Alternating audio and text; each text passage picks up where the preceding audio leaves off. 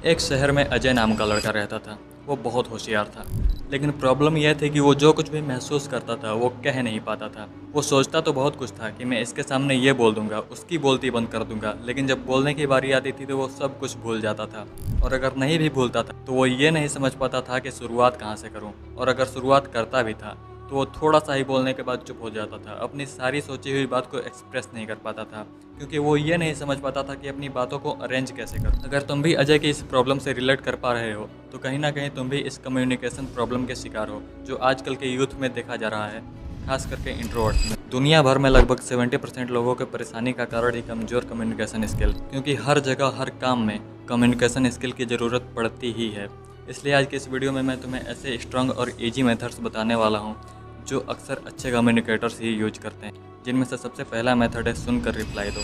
देखो, अक्सर होता क्या है कि बहुत से लोग सिर्फ जवाब देने के लिए ही सामने वाले को सुनते हैं, और जैसे ही सामने वाला चुप होता है वो तुरंत अपनी बात रखते हैं, जिससे सामने वाले को कहीं ना कहीं ये लगता है कि इसको तो मेरी बातों की कदर ही नहीं है, और बस वो कम्युनिकेशन सिर्फ खिलवाड़ बनकर रह जाता है। देखो, कहीं भागना नहीं है कि जो जल्दी से बोलकर भाग जाओगे, या फिर ऐसा भी नहीं है कि तुम रुककर थोड़ा सोचोगे तो वो भाग जाएगा। तुम अपनी बात को रखने से पहले 2-4 सेकंड ले सकते हो। तुम सामने वाले की पूरी बात सुनो, थोड़ा सोचो, थोड़ा डीपली सोचो, फिर रिस्पॉन्स दो।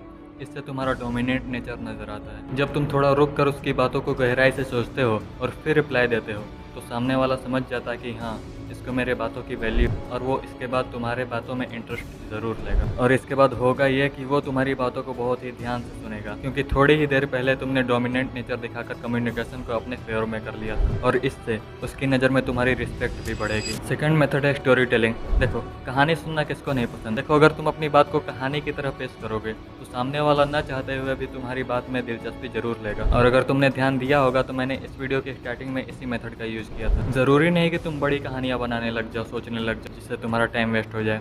तुम अपने बात को सीधे फैक्ट्स बताने के बजाय छोटी छोटी कहानियों के रूप में पेश कर सकते हो। इसका सिंपल सा लॉजिक ये है कि कहानी का एंड जानने के लिए लोग पूरी कहानी सुनना पसंद करते हैं। इसलिए अपनी कहानी में सस्पेंस बनाओ और एंड को स्पेशल रखो, क्योंकि एंड जानने के लिए लोग लंबी लंबी कहानियाँ भी सुनना पसंद करेंगे। इसलिए तुम्हारी कहानी सस्पेंसफुल और एंड स्पेशल होना जरूरी है। थर्ड और बेहद स्ट्रांग मेथड है, अपनी बात खत्म करते वक्त लास्ट में कोई सवाल ऐड करो।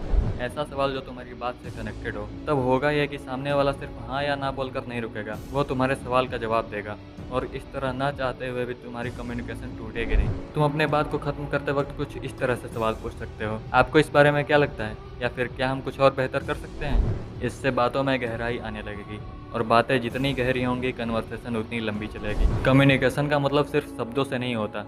जब तक तुम बातों में पूरी तरह से डूबना नहीं सीख जाते तब तक तुम अच्छे कम्युनिकेटर नहीं बन सकते। अच्छा कम्युनिकेटर बनने का बोनस पॉइंट बता देता हूँ। ज़्यादा से ज़्यादा प्रैक्टिस करो।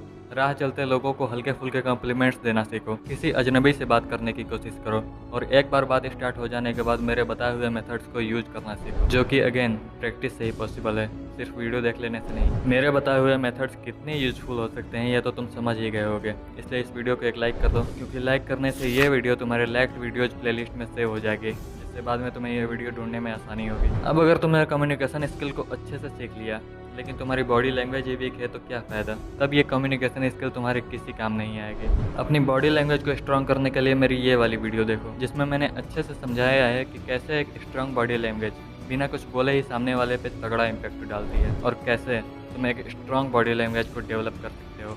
मिलते हैं अगली वीडियो में।